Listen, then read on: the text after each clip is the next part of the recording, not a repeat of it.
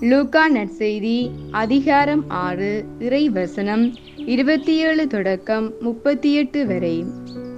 அக்காலத்தில் இயேசு தம் சீடரை நோக்கி கூறியது: நான் சொல்வதை கேட்டுக்கொண்டிருக்கும் உங்களுக்கு கூறுகிறேன், உங்கள் பகைவரிடம் அன்பு கூறுங்கள், உங்களை வெறுப்போருக்கு நன்மை செய்யுங்கள், உங்களை சபிப்போருக்கு ஆசி கூறுங்கள், உங்களை இகழ்ந்து பேசுவோருக்காக இறைவனிடம் வேண்டுங்கள். உங்களை ஒரு கன்னத்தில் அறைபவருக்கு மறு கன்னத்தையும் திருப்பி காட்டுங்கள்.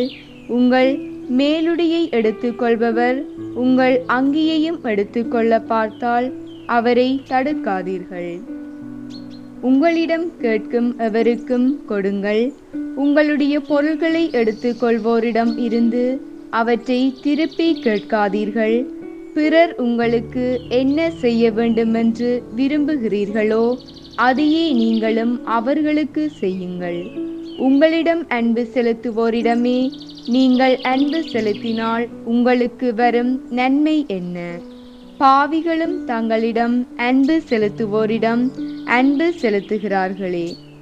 உங்களுக்கு நன்மை செய்பவர்களுக்கே நீங்கள் நன்மை செய்தால் உங்களுக்கு வரும் நன்மை என்ன?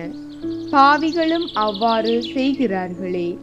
திரும்ப பெற்றுக்கொள்ளலாம் என எதிர்பார்த்து நீங்கள் கடன் கொடுத்தால் உங்களுக்கு வரும் நன்மை என்ன?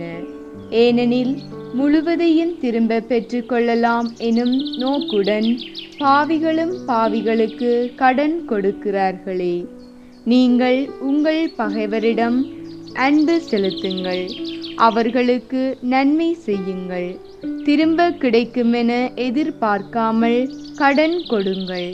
அப்போது உங்கள் கைமாறு மிகுதியாய் இருக்கும். நீங்கள் உன்னத கடவுளின் மக்களாய் இருப்பீர்கள். ஏனெனில் அவர் நன்றி கெட்டோருக்கும் பொல்லாதோருக்கும் நன்மை செய்கிறார். உங்கள் தந்தை இரக்கம் உள்ளவராய் இருப்பது போல நீங்களும் இரக்கம் உள்ளவர்களாய் இருங்கள். பிறர் குற்றவாளிகள் என தீர்ப்பளிக்காதீர்கள். அப்போதுதான் நீங்களும் தீர்ப்புக்கு உள்ளாக மாட்டீர்கள். மற்றவர்களை கண்டனம் செய்யாதீர்கள். அப்போதுதான் நீங்களும் கண்டனத்துக்கு ஆளாக மாட்டீர்கள். மன்னியுங்கள், மன்னிப்பு பெறுவீர்கள். கொடுங்கள், உங்களுக்கு கொடுக்கப்படும். அமுக்கி குலுக்கி சரிந்து விழும்படி நன்றாய் அளந்து உங்கள் மடியில் போடுவார்கள்.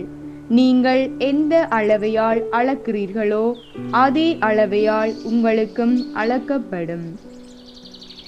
இது வாழ்வு வழங்கும் இயேசு கிறிஸ்துவின் நற்செய்தி. கிறிஸ்துவே உமக்கு புகழ்.